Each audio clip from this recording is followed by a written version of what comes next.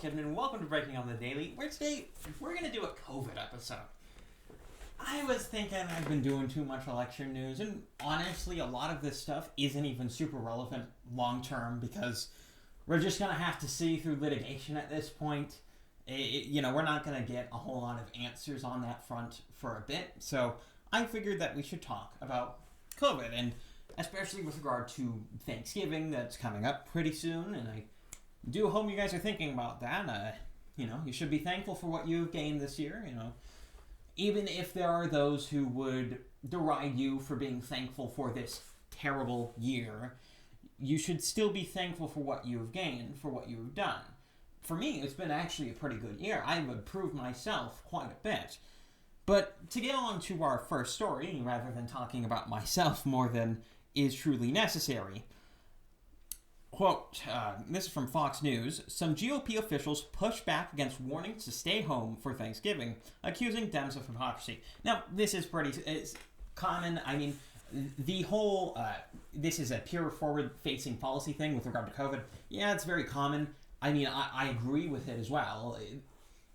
Most of the sort of COVID policy that we see all the time is just forward-facing. It's not really designed to solve anything so much as it is to look like you're actually trying to solve something.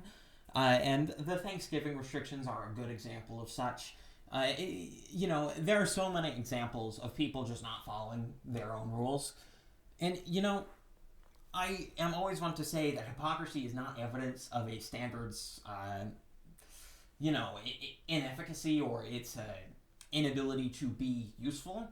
But in this case, when it's so rampant and it's clear that it isn't useful anyway, it's a good, barometer for someone. If they're actually, because here's the thing, if they're actually serious about the coronavirus, they wouldn't be pushing things that are pseudoscientific nonsense. They wouldn't be pushing the sort of things that you see, like masks and like all of these things, which have very scant evidence, and a lot of the evidence that does exist is either cherry-picked or skewed or just plain nonsense, like with computer models. It's just a huge problem. And there have been a lot of reinstated coronavirus restrictions by the state.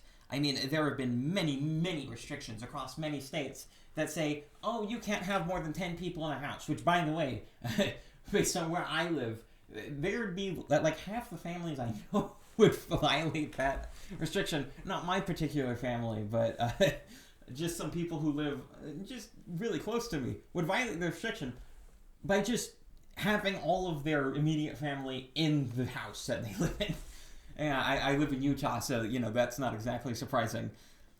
But a lot of these sort of closing, lockdowns, and all that sort of thing, I've explained in the past that they don't have any sort of efficacy and aren't even logically sound. And I'm going to explain that again, because here's the thing that you need to realize with regard to lockdowns and, more specifically, business closings. When you're closing a business, or you're closing a sector of businesses, what are you doing? Are you preventing people from crowding in specific places? Most of the time, no. Actually, what you're doing a lot of the time when you're closing down these mom-and-pop shops that do these sort of specialty things, what you're doing is you're limiting the amount of places that one could potentially be in the COVID pandemic. You're literally closing down half the market while keeping the other half of the market open. You're keeping the supermarket open, but you're not keeping up the specialty store. And so if people want to get the stuff they normally get at the specialty store, they have to go to this the big box store, which means that there's more people in the big box store by nature. Business closings don't make sense for that reason, because you have to completely ignore the fact that people do things in specialty stores, and the fact that specialty stores don't generally get as much as many customers as those big box stores would. So it's silly to limit the number of places people could be if you're trying to promote social distancing, but of course that's not what they're doing. They're trying to promote the idea that they are being serious about this. It's all about the optics.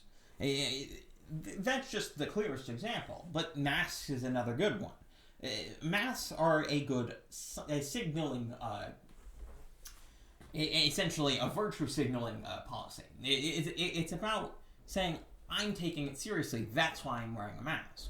But the problem is that if masks don't have any efficacy, if they don't actually work in terms of a public policy, walking around wearing a mask for 3 hours, touching it with your face half the time to bring it down for drinking water or whatever, if that doesn't work, or with, you're using a single ply thing, which by the way means it's literally worthless, or it could be all sorts of things that could be a problem with masks. I mean, if you're not doing it perfectly, essentially, it's worthless.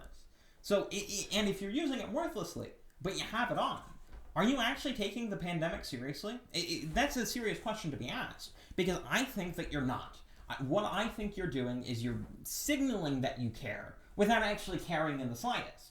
Because if you actually cared, you'd be switching out your mask every 15 minutes. Every time you touched it with your frickin' hands, then it would be gone. You'd never put it in your pocket for any reason. You'd never do all these sorts of things that people do all the time. You'd treat it like you would, and this is an analogy I'd like to make. You'd treat it like you would gloves in a food environment, in a cooking, in a restaurant environment. For those who don't know, those who've never worked in the restaurant industry before, if you're wearing gloves in the restaurant industry, you have to change your gloves like every 15 minutes. You have to change your gloves every time something dirty gets on it. You have to be very proactive about changing your gloves, because here's the thing.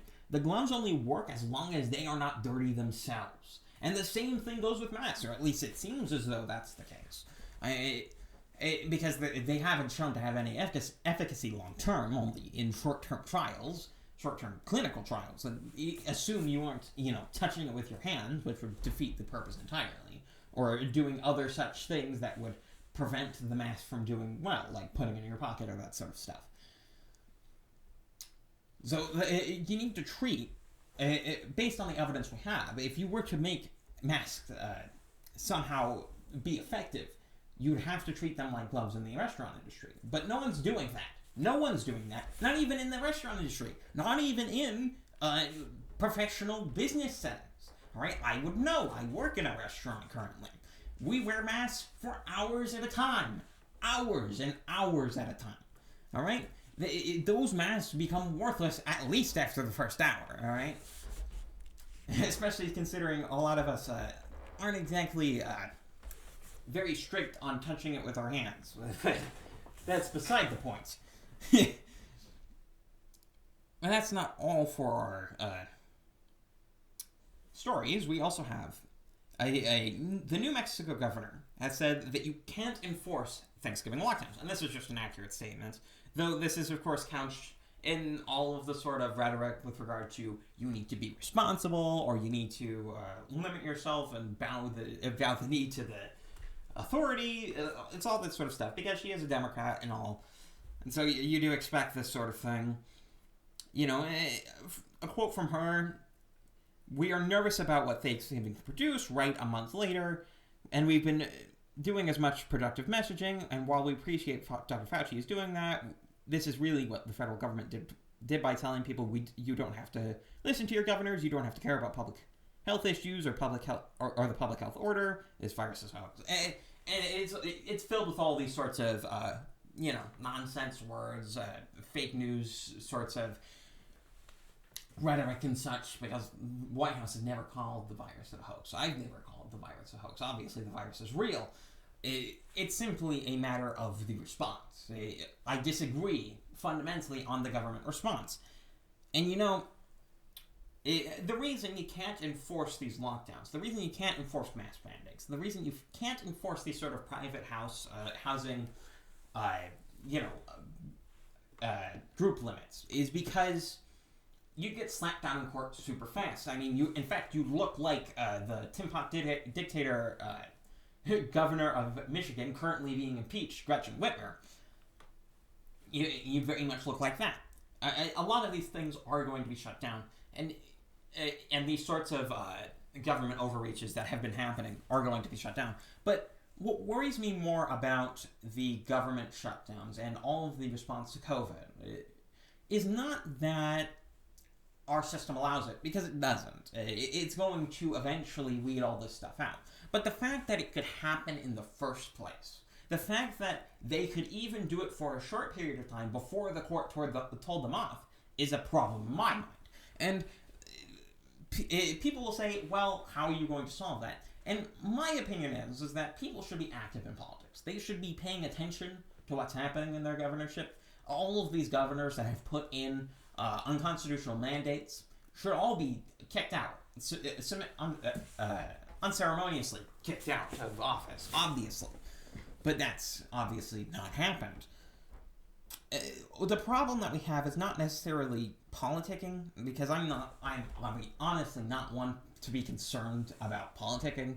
I think the concern about politicking is mostly a distraction tactic. It's something that bureaucrats use to try and take more power than they deserve, especially when they pretend that they themselves are not political, as I've spoken about many times before. But it's not just the politicians that are acting ridiculous with regard to COVID. Qantas Airlines is to mandate a COVID-19 vaccine for international flights. Now, this is kind of ridiculous. I don't know how long this sort of COVID mania is going to last. Because after a vaccine comes out and everyone who would potentially be vulnerable takes it, and anyone who wants to takes it, I don't know what the argument would be with regard to COVID-19 vaccines on flights if everyone has had access to them and there's no, obvious and present danger to it, and it would essentially become a new flu. And that's likely what's going to end up happening in the following years, because, it's obvious diseases don't ever really go away. So what's likely going to happen is this is going to be, folded into essentially our flu season, but I do wonder how long this will last. And this sort of tyranny that we are seeing more and more from all these sorts of places is just getting pretty scary, because China's Xi Jinping is now pushing for a global COVID QR code as a tracking, testing and tracing frickin' strategy, because, and you could expect that a lot of our westernized governments are going to just follow China blindly, because that's always worked in the past. One of the greatest travesties of this whole COVID thing is the fact that we've been taking our cues from China the entire time. Lockdowns is a China policy. Masks are a China policy. Those are things which are not native to the U.S. shores, or to Western shores more broadly. Those are all sorts of Asian extractions. Lockdowns are completely evidence-less policy, and as I've stated before, don't even make logical sense. And masks, as well, have been absolutely disproven within our own borders in the past with regard to other pandemics in the past. I've talked before about the 1919 study from California that disproved the usage of masks as useful against the Spanish flu. But it's sad to see that China has been calling the shots, and I do hope that this sort of COVID mania and this COVID tracking thing goes away, because this sort of absolute invasion of privacy of normal citizens is unacceptable in any time. Now, people will talk all the time about how, well, if it's a public health problem, or if it's a, existential threat or whatnot, then we can do this. We can give up some of our freedoms. No, it's never acceptable for you to give up your freedom under any circumstances. There is never a scenario in which it is legitimate, or in which it is useful for you to give up your fundamental ability to do things by your own will. They don't have a right to tell me, the government doesn't, to tell me to wear a mask. And people will say, well, it's a small thing. Why are you so uppity about it? It's exactly the fact that it is a small thing that is the reason I have a problem with it. Because think about the normal standards of law that we have in our lives. They're all big things. Murder's a big thing. Theft is a big thing. Property vandalism is a big thing. Assault is a big thing. Those are big things that you can choose to do that the government can prevent you from doing. All right? Oil spills, even, are a big thing.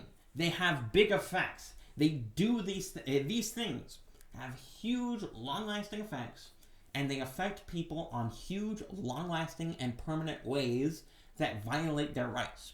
Those are the things that the government can limit. When the government can say, okay, wear this stupid armband, it may be a small thing, but that's exactly what makes it tyranny. Because if the government can control all the minutiae of your life, what can they do about all of the big things that they shouldn't be able to control, such as your economic decisions, your financials? What do you think they can do to your property? What do you think they can do to your life if they can do that on a whim? This small thing.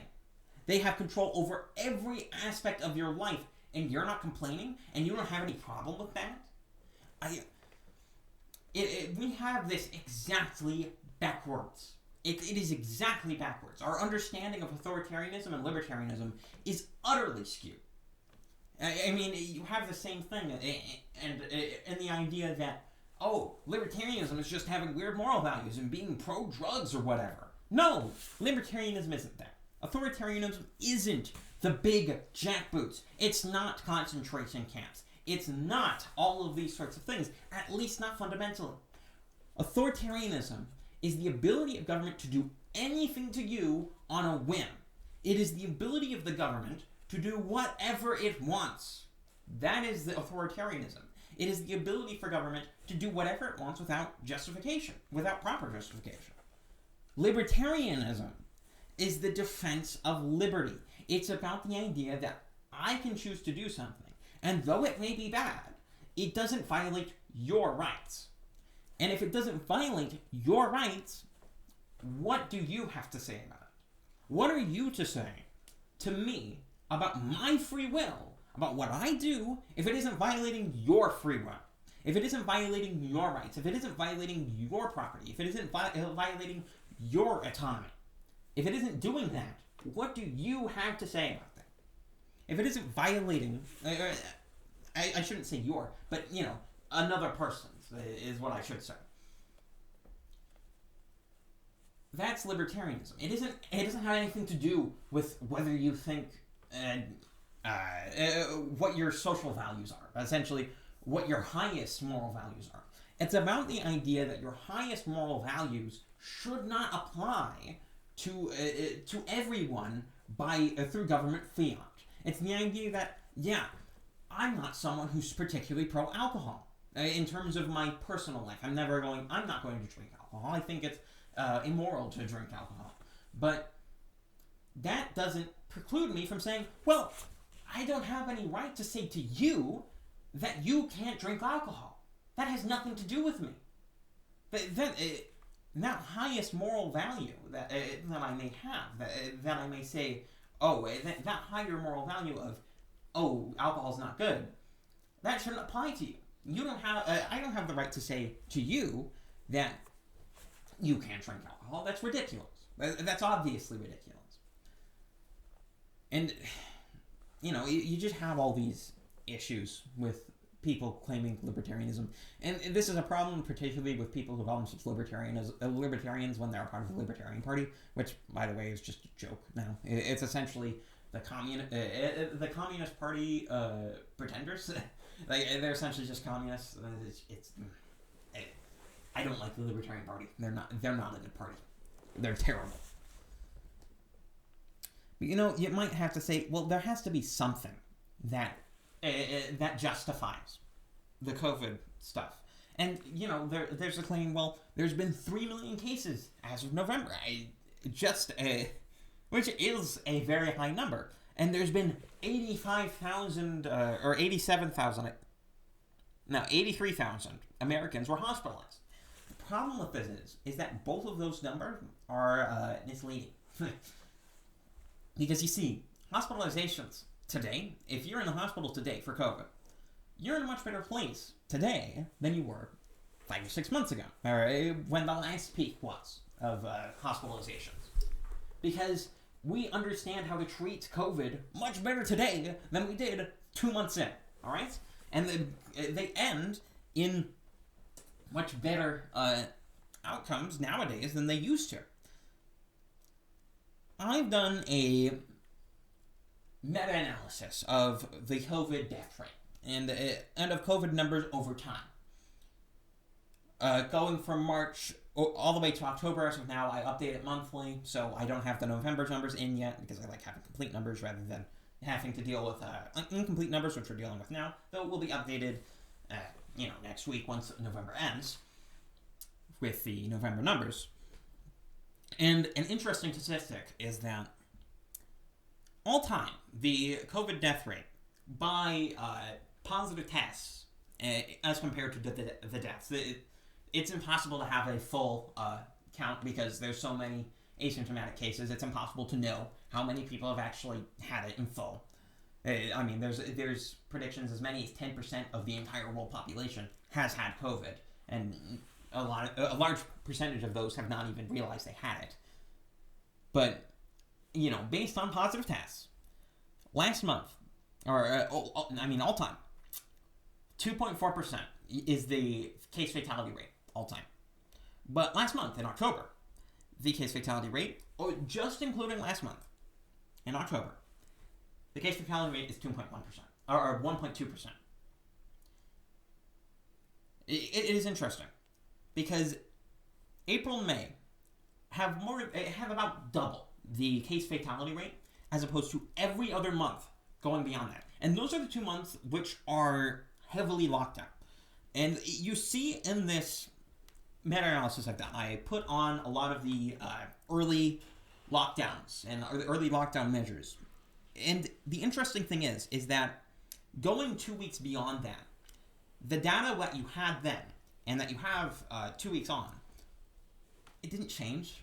It didn't seem to do anything. If anything, it got worse, substantially worse.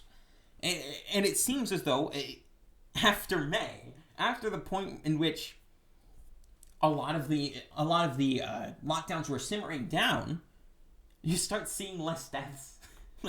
It's 2 weeks on that you start seeing less deaths. It's kind of insane. Throughout June, you never had a number that got into 4-digit ranges. You didn't start getting 4 digits again until the middle of July. And you were having 4-digit numbers throughout all of May until Memorial Day, when it was expected that there would be a huge spike. It didn't happen. Lockdowns don't show any correlation to an improvement in statistics for COVID. It doesn't show it. It's non-existent. If it does have an effect, it's so minuscule, it might as well not exist. That's the scenario that we're in with that. And I do suggest you look at this this thing that I have. It's quite interesting. It shows quite a few interesting things. And, I think that's where I'm going to leave you today, because that's the end of my stories. I'm Kel Kidman. Subscribe for more. This has been Breaking on the Daily, and I'm out.